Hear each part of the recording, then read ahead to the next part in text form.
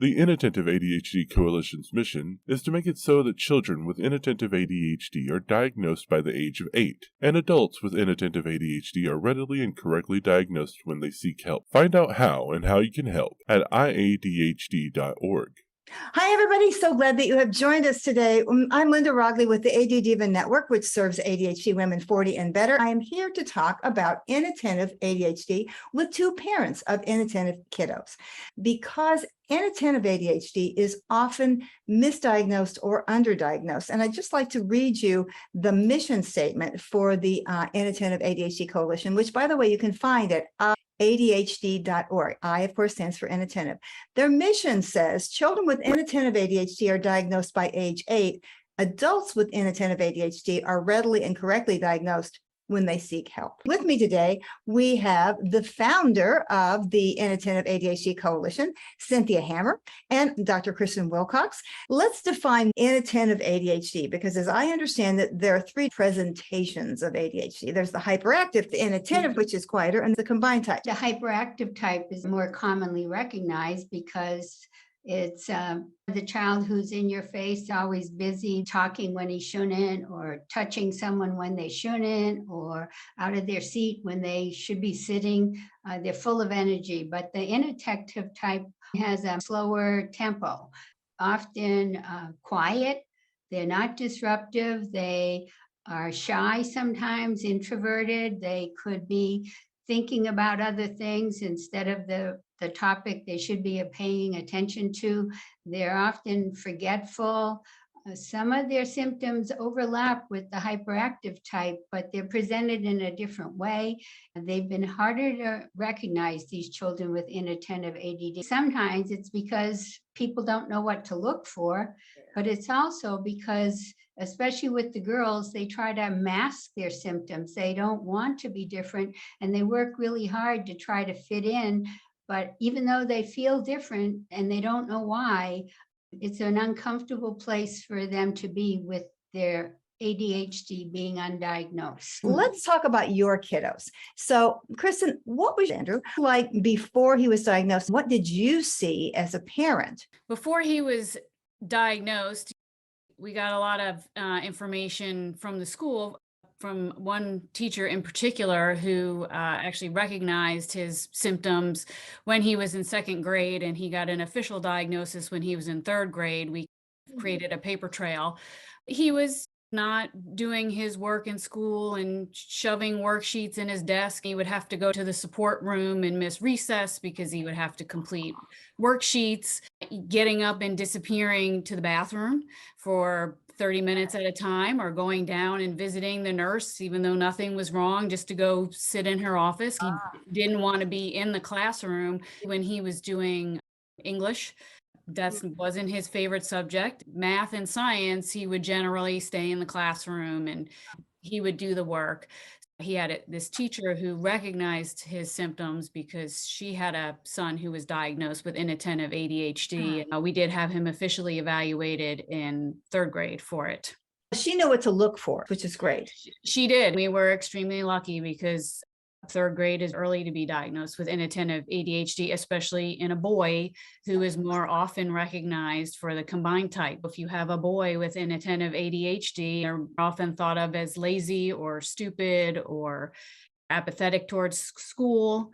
They don't have the hyperactive in your face, up and down in the classroom, constantly talking and blurting out.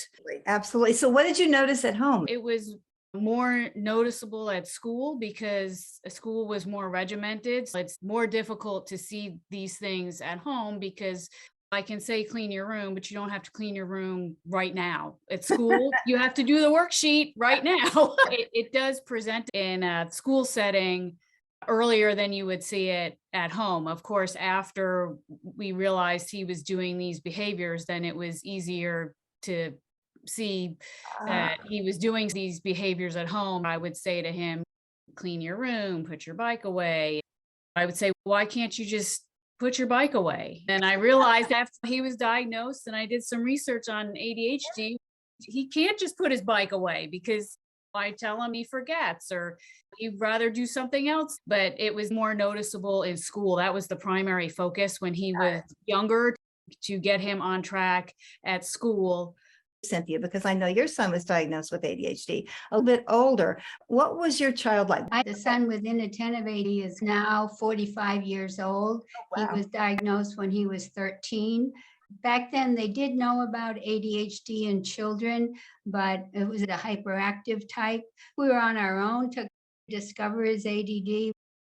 He had a lot of lovable characteristics, but we knew something wasn't quite right. When he finished grade school and was going to go on to middle school, which is a much bigger school where you change teachers, change classrooms, we felt that our son would get lost. So we transferred him to a private school where he was one of 12 children. Even there, we got comments from the teacher how in gym class he wouldn't be paying attention. He'd be looking at the light bulbs on the ceiling. When I heard that, it turned on the light bulbs and I started to read about ADD. And the thing that was frustrating, which still holds true, is that I would read some symptoms and they would sound like him, and other days that wouldn't sound like him. We went back and forth for 2 years pondering whether he had this condition. Tied in with that is some parents' denial or unwillingness to label their child with this disorder. Although if you don't get them help, they're going to get labeled other ways, such as unmotivated or lazy. When we finally got him diagnosed, he started on medicine. His grades improved. We got along better at home. The medicines are fast acting, that if he took it in the morning, he was improved right away. If he didn't take it, I couldn't tell how he was different. I just knew on those days we got along less well. Kristen, tell us what happened after your son was diagnosed. He was evaluated by the school psychiatrist. She did the official diagnosis, and then there was another behavioral specialist that came in and evaluated him. They wrote everything up. The pediatrician made the official diagnosis, but it was the school psychiatrist who actually diagnosed him with the inattentive type. Let's be clear about who can diagnose ADHD. Psychologists can diagnose, nurse practitioners who have a specialty in psychiatry. Psychiatrists can diagnose. Is there anybody else who can diagnose ADHD out there in the world? Any kind of physician. But even though they all can, I think it's very important for people to find people who are familiar with it and have been in the field for a while. Right. Otherwise, you might have people that don't recognize it or believe if you're getting good grades in school, you can't have it,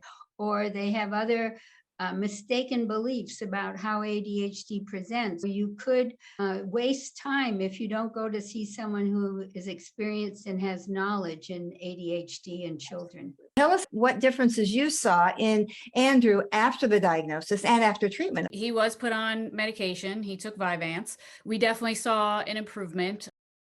The disappearing out of class ended. He wasn't going to the bathroom for 30 minutes. He wasn't going down to the nurse. His handwriting improved, which sounds funny, but that's how I could tell when the dose of his medication needed to be bumped up. His handwriting became atrocious. He was taking more care on his assignments. The medication definitely helped. We also instituted a 504 plan for him. He had academic accommodations that helped him. But even after he was diagnosed and put on the medication, he still had struggles. When he got into middle school and the course load became more, he had trouble with disorganization and time management. He still struggled despite the fact that he did have accommodations at school and he was on medication. He would have been way worse if he didn't have treatment. There was a lot of me advocating for him and helping him to manage his ADHD once he was diagnosed, and learning about his ADHD and learning that he just couldn't start his homework and clean his room and put his bike away. He needed very specific tasks. If I said, clean your room, that wasn't going to work. I learned that if I say, clean your desk off, or clean your nightstand off, or put your clothes in the hamper, very specific tasks, those he could do. I'm grateful that he was diagnosed so early, because he would have gotten into middle school and would have failed classes if he wasn't diagnosed.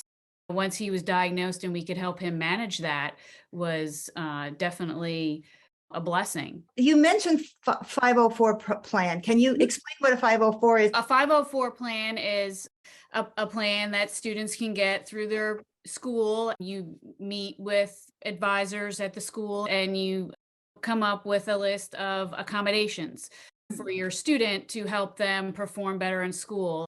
Andrew had accommodations listed by the teacher. He had extra time on tests. He was allowed to verbalize ideas to the teacher if he had to do a writing assignment, because writing assignments were extremely difficult for him. If he was allowed to verbalize the answer to an essay or verbalize something that he would have to write about in English class to the teacher, instead of actually having to write it down on the paper. He was allowed in middle school and in high school to use his laptop to take notes, because physical writing is difficult for kids with ADHD. He couldn't write fast enough. That brings up something both of you have talked about. When things are boring, ADHD folks aren't going to be, but people without ADHD kiddos who don't know much about ADHD will say, I'm bored too, but I had to do it anyway. I just forced myself. But it's not that they don't want to, and they don't, but they literally cannot do it. They can't focus on it. They can't motivate themselves to do something that they dislike or is uninteresting. Let me tell you what an IEP is. An IEP, the I stands for Individual Education Plan. There may be pull-out programs. My son was pulled out of the regular classroom to work with a special person. ADHD kids also have this stigma. It used to be that they pull kids out to take their midday medication. Do they still do that? Hi, Dr. Dodson feels it's worthwhile to get the long-acting for your children, even though it's more expensive. It reduces that stigma of having to leave class during the day. Absolutely. I love that. The medication that Kristen mentioned, the Vyvanse, is a long-acting stimulant. Did you see stigma when your kiddo was diagnosed with ADHD? Cynthia, did you see that? He was 13, and 13 is a difficult age for boys and girls. Did you hear any stigma about that? No one knew. I didn't tell his teachers. We just gave him medicine. My son's story hasn't turned out as well because we always had hopes he'd go to college. After he finished private middle school, we sent him to a private high school, still thinking he'd go to college, although he wasn't interested in academics. We might have been better sending him to the public high school where my other children went, where they had trades. He could have trained as a car mechanic. Sometimes it's the parents giving up what their hopes and dreams are for the child to focus on what the child's interests are. My son, he got to a point where he wouldn't take medicine. As a parent, you just stand back and let them live their lives as they're choosing to. You've done your best to help them. He says, I feel like I'm more of an adult if I'm taking my medicine. I'm able to follow through on things, but it's his choice not to. That makes perfect sense. Thank you for saying that, because parents have to go through a grieving process. When a child is diagnosed as being different, I'm not going to say that it's oh my gosh, it's a diagnosis, it's terrible. It's just that they're different. Parents have an expectation of what they expected that child to be. As you say, we expected him to go to college, but failing that expectation doesn't mean failing as a child or as an adult.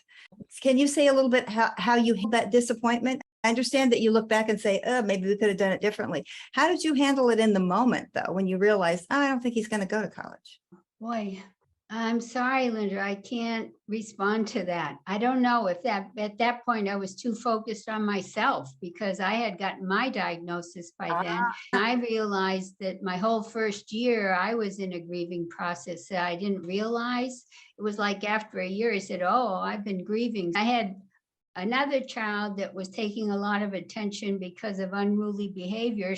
One child might have gotten overlooked at the wrong time. My husband feels that he wasn't involved enough with this middle son with the inattentive ADD. So I guess in a way, it's hard to give each child the attention that you think they need.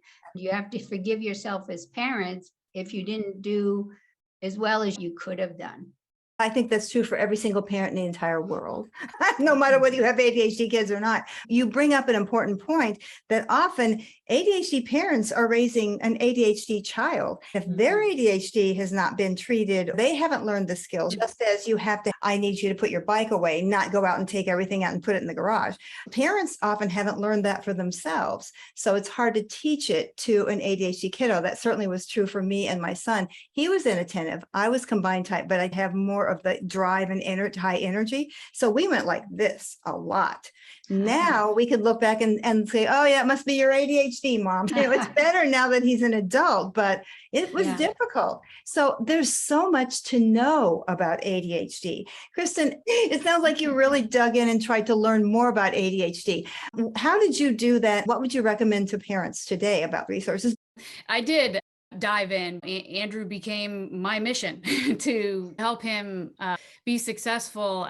I saw that he was bright and he could be successful. I was afraid that people wouldn't recognize that about him and he would be denied opportunities because he had ADHD. They wouldn't recognize you have ADHD, but you're really creative and you're an awesome problem solver. I did dive in and learn about it, and so that I could advocate for him. It took me a long time to learn to work with his ADHD and realize he wasn't like me. He wasn't going to organize things like me. He wasn't going to come home right away and do his homework like I used to do as a student. That's not the way he operated. It took me a long time to understand that and to let him do his own thing to help himself be successful.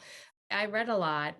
I joined CHAD, which is children and adults with ADHD. They have a lot of resources.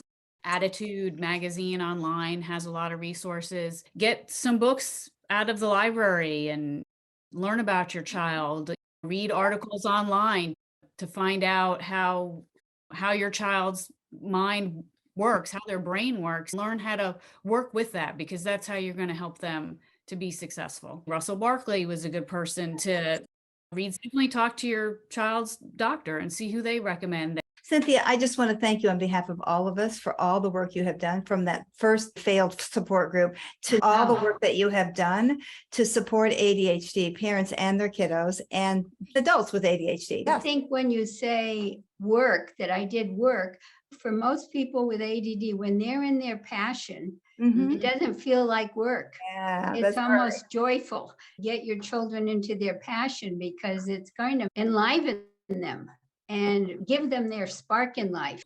I'll comment on that, what Cynthia just said.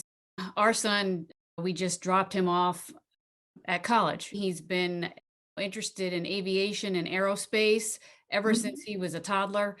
But he said, if I get in this one school in Florida, that's where I want to go. It's a school that specializes in aviation and aerospace. He got in and he decided this is what he was doing. To Cynthia's point, if he's going to go to college, this is probably the best place for him because it's small, it's extremely specialized. You know, my husband and I, when we just moved him there like 2 weeks ago, you know, we were counting all of the kids walking around with NASA t-shirts on and just looked at each other. These are his people. This is where he belongs. I'm going to tell a brief story about Dr. Pomeroy, who is also in one of the videos in this series. He never was a good student, but he wanted to be a physician. When he went to medical school, he got almost straight A's. Years later, when he got diagnosed with ADD, he was asking the therapist, how could that have happened? She said, obviously, you were in your interest and area of passion. Even without being diagnosed with ADD, just being in your passion made a huge difference. That's an important point for parents. Recognize what your child's passion is and push them in that direction. They'll become experts at something, especially when they spend the majority of time being criticized because they can't do something. If you push them into their passion where they can excel and really shine, it makes a huge difference. What is the most important thing that you want people to take away? What's the most important thing that you want to leave them with? The most important thing is don't delay on diagnosis and treatment. the earlier, and we're finding this out more and more from research, the earlier a child is helped, the bigger difference it makes. Without the diagnosis, their lives are at greater risk of accidents, health problems, social, emotional issues. So the key is early diagnosis of your child. Thank you so much. Same question to you, Kirsten. What's the most important point you want people to take home? The first one is learn to work with your child's brain, recognize they are not like you, Yeah. and learn to work with their ADHD. The second is advocate for them. I spent a lot of time, sent a lot of emails to Andrew's teachers about how he learns and what his strengths were and what his weaknesses were. The last one is to point out the positives in your child. They're most often recognized for things they can't do, and they're not celebrated for the things that they can do. Point out the positives. Absolutely. I love that, because you're right. They get so many negative messages, not only from outside, but eventually they begin to internalize it and they begin to Yes. beat themselves up. Andrew has said to me more than once, I'm stupid. I can't do this. No, you're not stupid. You just have to take your time with it or try it a different way. Absolutely. Thank you so much for mentioning that. So both of you have books. Kristen's is published. Tell me the name of it and how people can find it. It's Andrew's Awesome Adventures with His ADHD Brain, and it's helping children and parents to understand inattentive type ADHD. It is available on Amazon. Wonderful. Cynthia, how about your book? Did your memoir get published? Hello, my name is Cynthia Hammer, and I'm the Executive Director of the Inattentive ADHD Coalition. Its website is www.iadhd.org. It looks like you're starting a journey to learn more about inattentive ADHD, and I highly recommend that you read my book, Living with Inattentive ADHD. It's been highly praised by a number of national ADHD authorities, and all royalties from the book are going to benefit the Inattentive ADHD Coalition. This has been a production of Inattentive ADHD Coalition. Check us out at ihd.org and see how you can help us by donating or by spreading awareness about inattentive ADHD. Thank you.